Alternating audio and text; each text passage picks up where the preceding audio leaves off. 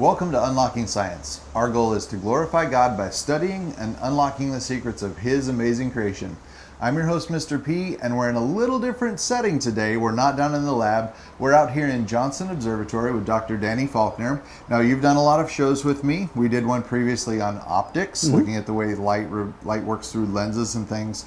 So today we thought we'd come out here to the observatory that's on the grounds of the Creation Museum and show you some of the cool telescopes that we've got and talk about some of those things. So what's the purpose of a telescope?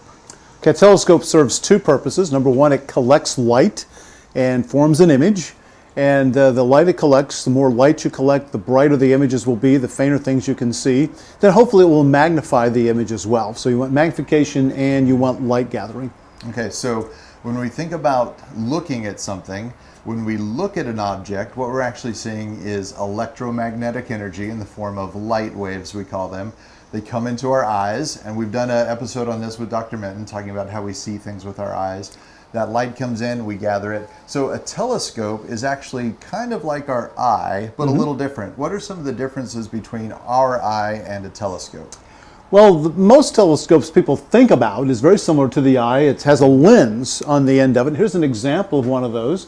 There's a lens up here in this part of the of this telescope, and it acts like the lens of a camera or a lens of your eyeball, and it forms an image way down here at the bottom. It'll be an image about right there in the bottom of this tube. Now, that's a lot longer than your eyeball. Your eyeball's maybe an inch long, so the focal length on this is a lot longer than that. It's, 2.5 feet, 2 feet at least. And then the other thing is your retina would be placed right here. That's where a camera would put the photosensitive surface to form an image. We generally don't do that. The images are kind of small. So what we do is we put an eyepiece right here. It's another magnifying lens, basically. Okay. And the lens would fit into this opening right here. Now we have a special thing here called a star diagonal. It's got a prism, but it acts like a mirror to kick the light out to the side like that. Yeah, so you can see the mirror inside there through the and camera. And it's more convenient to do it this way, because if you didn't have that, you'd have to get your eyeball down underneath here and look up. That's very uncomfortable. Yes. Getting up, down up there and trying to look up. This is much easier to do. So if you were looking at an object that was off in the distance on the land, it's not so bad to look directly through. But if you're trying to look up something up in the sky, you'd have to crane your neck down under there. That'd get really uncomfortable. So you might be looking through a telescope for hours at a time during the night, and that'd put an awful crick in your neck. And so this is one of the greatest inventions ever for these type of telescopes. And again, the big difference between the eyeball and this is that you don't look directly at the light from the lens. You always magnify this and make it look larger. Important point is people think that telescopes magnify. You'll see advertisements for a telescope that magnifies 200 times, 200x. Yeah. Actually, it's not true. All the lens does of the telescope is collect light, form an image. It's the eyepiece that actually magnifies. And the way you determine the magnification is there's a focal length. We talked about this before with lenses. You take the focal length of this lens and divide it by the focal length of the eyepiece. So to get maximum magnification, you might want to make this a long focal length, and the eyepiece make it a short focal length. But magnification is not all there is. If you want to look at, say, the moon or planets, you want to make them appear larger because you want to see very fine detail and you need to magnify that image. But if you want to look at something extended like a nebula or star cluster or a comet, there's been a comet around recently, magnification is your enemy. You really want low magnification under those circumstances. This telescope here has the capability of producing relatively low magnification, so it's excellent for those wide field things. I do have ways of making higher magnification for it, however. Yeah. When we do our star programs here, our Stargazer programs, refractors I just used a word here. Yep, This type of telescope is called a refractor. All right, so that's going to be our big science word of the day. We're going to talk about two different types of telescopes. We've got reflectors and refractors. Okay, so let's talk about the refractor telescope that you've got here. Okay, the refractor is called that because it has a lens up here and it bends or refracts the light to form an image. The light passes through it, just like a camera lens, your eyeball lens, and also glasses will do the same thing. So it refracts light to form the image, and I like refractors a lot. I've always been partial to those because they give very crisp, clear images, and there's a reason for that physically. So when we do our Stargazer programs here at the Creation Museum and the Observatory, we we generally put this telescope on any planets that are out, because of all the telescopes we have about a dozen telescopes here. This one does the best job of looking at Jupiter and Saturn. You'll get your best views through this telescope, bar none. So I always drag this one out. It's not really terribly portable, but I can lift it up and carry it outside. It's a little better to use it outside the building. So now most people, if they have a small telescope at home, they probably just have a basic tripod. Some of them might have the ones that have the automated motor that will help track as you're going. So what are some of the features about this tripod that make it a little different from what people would have at home? Okay, a very important thing is the mount. You need a very sturdy mount. If you've got a really good telescope but a chintzy mount, it doesn't do any good because the thing tends to bounce around a lot, and you're magnifying the image, so that's not good. Most simple telescopes have what we call an alt-azimuth mount. The telescope can move up and down, that is an altitude. It can move around in what we call azimuth. Now that's really simple and easy. My first telescope was like that. The problem is, as the Earth spins, the stars go around the sky like this, and so as you need to move the telescope, you need to move it up and over, or down and over, and you got to move in two axes. So we have this thing called an equatorial mount on this one, and maybe I ought to spin it around so you can see it a little better. Right there. It's a little heavy, isn't it? It is a little heavy. And right here we have what's called a polar axis. This line, this axis right here, the telescope can spin around that polar axis. Now, the telescope also can spin around this axis. And what we do is we set this telescope up so that the polar axis is parallel to the Earth's rotation axis. So once I do that and get it aligned properly, I can put this on a star or a planet, and all I have to do is turn it in this one axis like this. I don't have to keep moving it in both directions. Yeah. And even better, I can put up electricity, plug this into a power supply, and turn on what we call a clock drive or sidereal drive, and it will turn the telescope at the rate of 1 turn per day. So I can just sit there and not even adjust it at all. So when we're having a bunch of people come through, I put it on Jupiter or Saturn, and then I just have to check it occasionally, make sure it hasn't drifted, no one's bumped it. But if I got it polar aligned, it will keep centered for a very long time. Yes. So this is really quite a different piece of equipment than what most people would have for a backyard type of telescope. And that's one of the great things about what we have here at the Creation Museum. The programs that we can offer people, you can actually come to those Stargazers nights and engage with this telescope and look at different things in the sky and have great instructors like Dr. Faulkner teach you those things. Now we're a little bit encumbered right now with the pandemic, but those things will be picking back up again. Now when you think about the Stargazers nights that you've done, you'll have as many as 100 people here looking through the telescope. Well, usually we put a limit of about 70 or so, 68. So a good sized group. The reason why we do that is because we just have too many people. It's hard to, you got to wait in long lines. We generally will have 4 telescopes operating, and I can tell you what those telescopes are in a moment here and what we specialize in. But also we start off in the planetarium, and we have limited seating in the planetarium, so that puts the limit on us. And since we sell tickets for this, it would cost us money to pay people to do this. We have to sell tickets in advance, and we don't cancel because of bad weather. And you may wonder, well, wait a minute, if it's cloudy or even raining, well, how can you do astronomy? Well, we start off in the planetarium, then come out here on clear nights, but on cloudy nights, we start off in there, and then we stay in there, and we stay in the planetarium, we do stuff, a live show, and then we do stuff we never do during the week. We used to do stuff we wanted to show people in the planetarium. Then a few years ago, I said, tonight let's do it differently. Let's just do requests. Let's ask people to ask questions. Can you show us this with a planetarium projector? And it works so well, we always do that. So it's kind of request night, and it's a free, open-ended Q&A. Sometimes we have to start chasing people out around midnight because they've been there for 2.5 hours and it's getting late, but it's a good program, rain or shine. Yeah. Now, to me, staying up late is not bad. I don't mind staying up late, but as an astronomer, you have to spend a lot of time late nights looking at things because things aren't out during the middle of the day. Well, they're out, but you can't see them as well because the sunlight's obscuring all of those things. Yep, so you have to be flexible in your sleeping schedule. Fortunately, I can sleep when I'm sleepy, so I have no trouble falling asleep usually. So I shift it around. I often take naps before I do a late program. This morning I was up at 4:30 going out and looking at the comet. I've been doing that a lot. We've got the name is Newsom? Neowise. Neowise, okay. Yeah. I had the N right. So Comet Neowise is out right now, so you're taking pictures of that and documenting that, how it's moving across. And I'm sharing some of those photos on my blog at the Answers in Genesis website. Yep.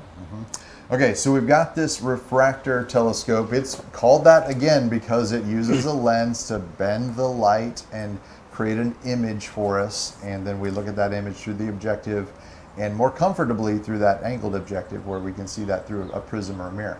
So what are the other types of telescopes we've got here in the observatory? Okay, the other basic type is a reflector. Now you're probably familiar with a mirror your mom may have at home. It's a makeup mirror. It's one side may be flat and the other side will be curved, slightly concave. And so when you look at yourself in that mirror, you're going to be magnified. So that's what we do with these telescopes. We put a concave mirror. Here's one on the bottom of this tube down there. And that concave mirror is better quality than your mom's makeup mirror. Nothing wrong with your mom's makeup mirror, but this has to be done right. And the coating is put on the front surface, not the back of it. So you don't want to touch it. You can scratch it and damage it. And so I will show, and the focal length's longer too in many cases. I will let you take a look down this tube, and you can see the camera there being magnified a bit. And there's also a little secondary mirror up near the end of the tube. Up here, just beyond my fingers here, there's a little tiny flat mirror, and it sends the light up to this eyepiece on the side, eyepiece holder.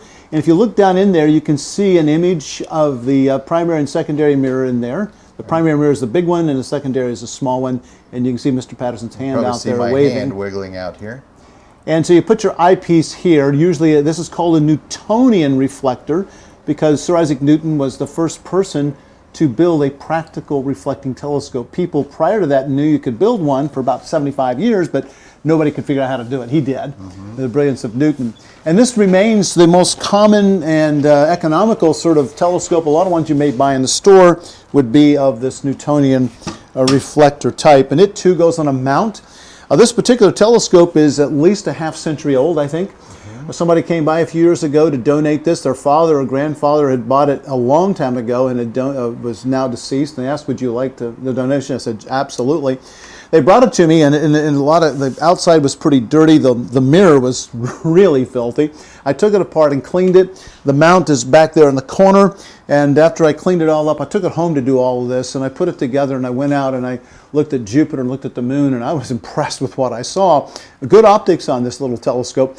And I must confess that back when I was in high school, half a century ago, and even starting college, I used to look in the science magazines and I'd see this thing advertised.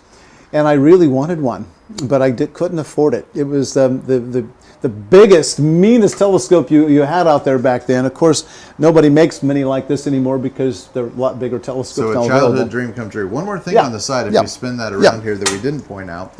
What's this small tube along the side here used? That's a very handy thing called a finder telescope. And the finder telescope is a little tiny telescope. See, the thing is, the field of view of the main telescope is usually pretty small. If you're going to look at a house, you might see just a single pane of a window.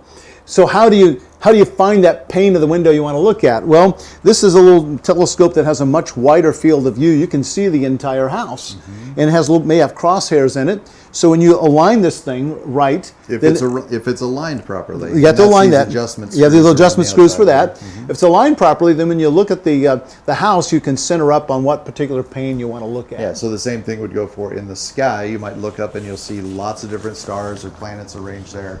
You can line that up and then find it much more quickly. By the way, I keep this thing covered, and there's a good reason. Surely. You want to keep the dust and things off. When we came out here this morning, there were stink bugs that had gotten in and died, and so we want to keep them off the optics. So prevention is much better than a fix. I prefer not to clean lenses.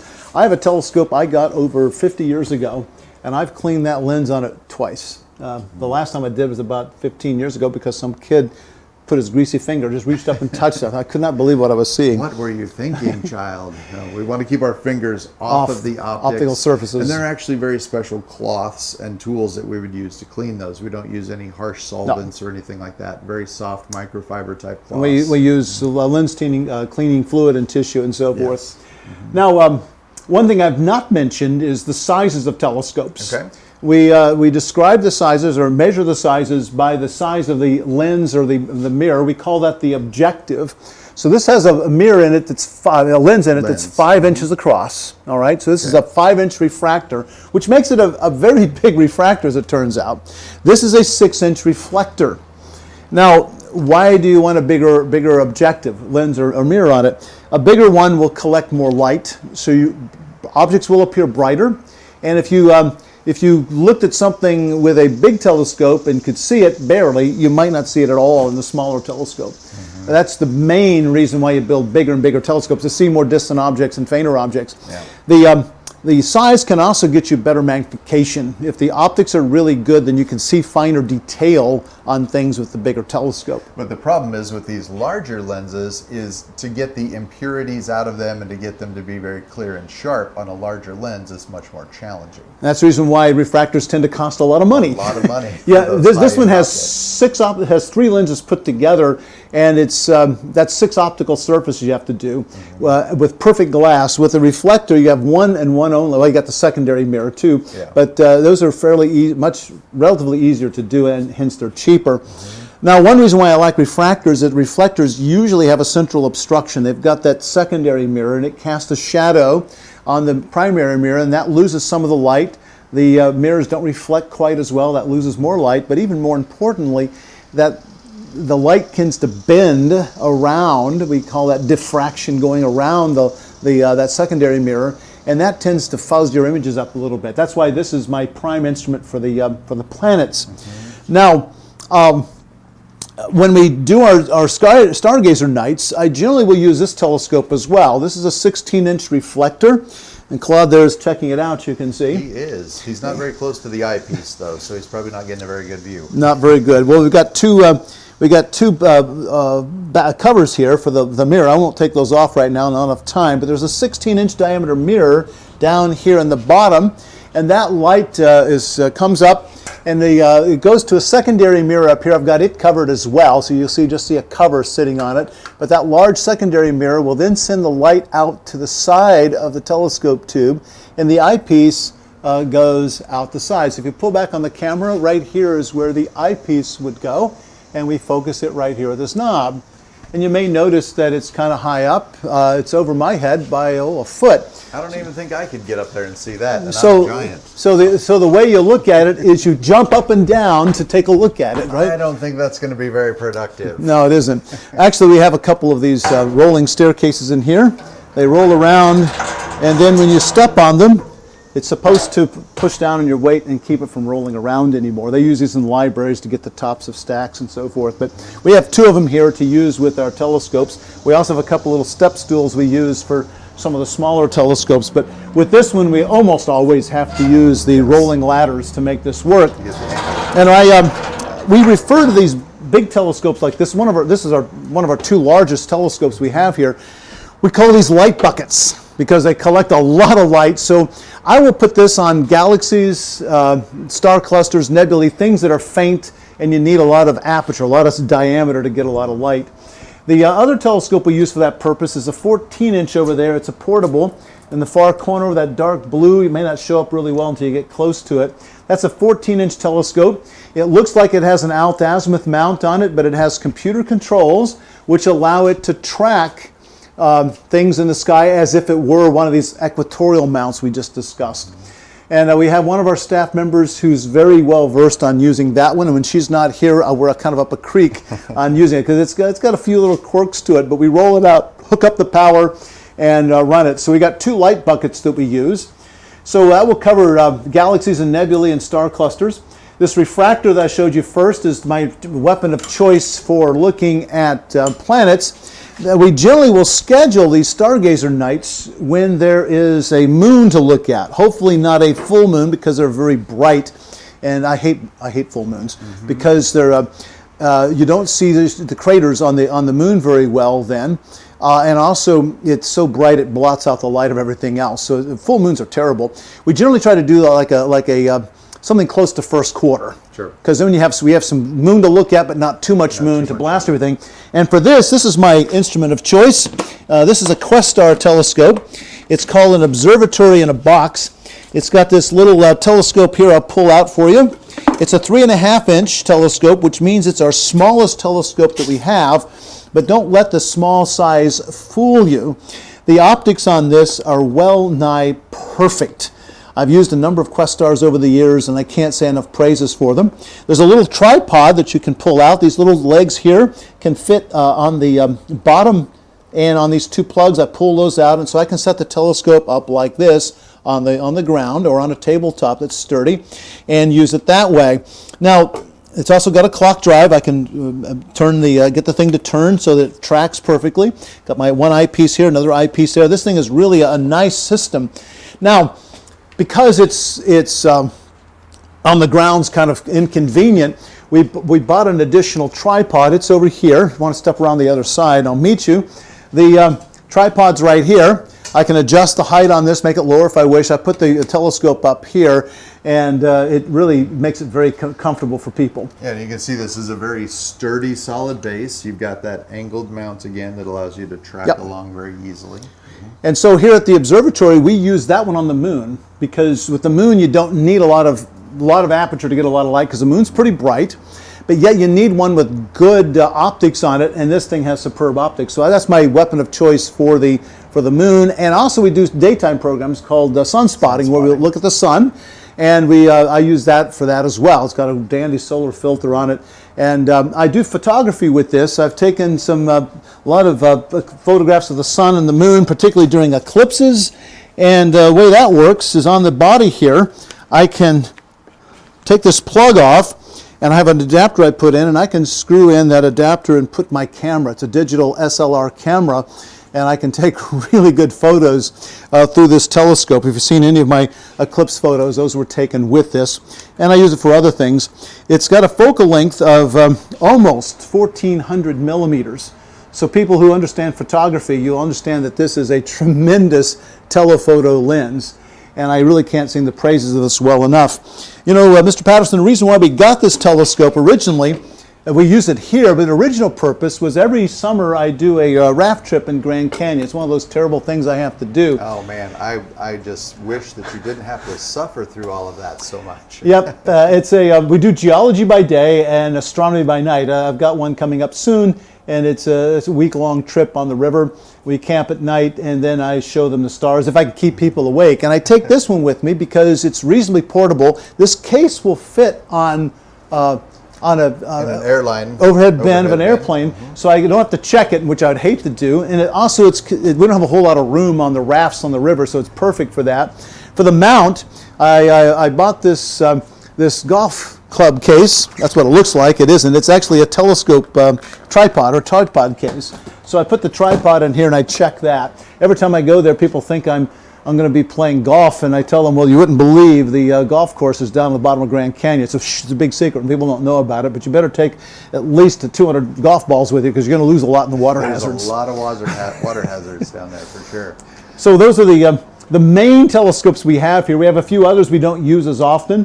And I keep a personal telescope of mine here, that large one in the back there, that big tall thing. It's got the sleeve around it. Got the sleeve around it. It's open in the middle, so you put the sleeve in there for a couple of reasons. And that is a 20-inch telescope. I don't have any place to really keep it or use it at my house. You can see it's got little wheelbarrow handles on it. So sometimes I will bring it out and use it here, wheel it outside, and point it up in the sky. Now, I'm not the sharpest tool in the shed, but as I look around here and I think about using these telescopes inside of this building, I mean, this one's mounted to the floor, and this has a very stationary mount. And so does this one over here. Okay, those are mounted to the floor. So how in the world are we going to see the planets and the stars with this roof over our head? Well, if you look very carefully, there is a rail right here around the building. I can touch it. Okay, I can too if I really work at it. This rail along here. And then up above it, there are some wheels. About every, on the edge of the roof, there's a wheel right there. Right up in here. It's about about every 4 or 5 feet. And we got some cables, and back in that far corner over there, there's a garage door opener that's put there. And so I can flip a switch and I can roll this thing completely off, and we get a covered deck. Sometimes people here at work, they want to go out there and eat their lunch. They don't want to sit in the sunshine in the summer, so they'll ask me, will you roll the roof off? And I'll do that for them if the weather's good, and then roll it back at night. Sometimes when we do our Stargazer programs, the grand finale, and it's time to finally shut down, I'll say, wait a minute, this is worth the admission price alone. And people are fascinated. I will roll the thing back on, and they really like that. It's a lot of fun to see. So some great facilities that we have here. Now, this is called the Johnson Observatory. Why is that the case? Because we had several telescopes given to us over the years and acquired those. We've had a few more. But then about 10 years ago, there was a family that donated what we call the Johnson telescope. It's this telescope right here. Mm-hmm. And this has an amazing story to it. Lyle Johnson was an amateur astronomer, and back in the 50s, he wanted a big telescope. Well, back then you couldn't buy anything bigger than this.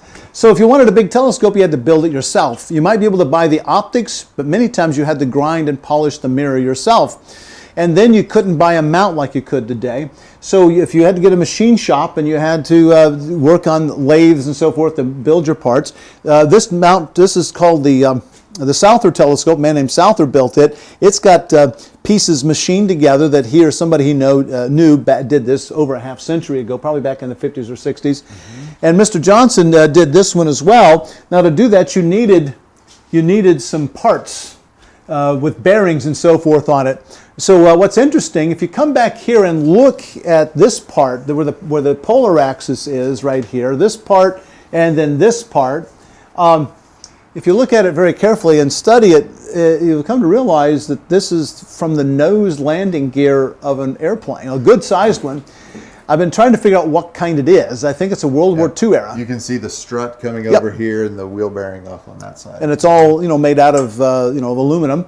And I've been checking it out. I've eliminated a B-25, a B-24, a B-26. My next possibility is an A-26. I'm not sure. They don't quite look the same, but it's a World War II or shortly after declared surplus, and you got all these scrapped parts. Then in the 1960s, mid-60s, they were preparing to go to the Apollo program to take astronauts to the moon.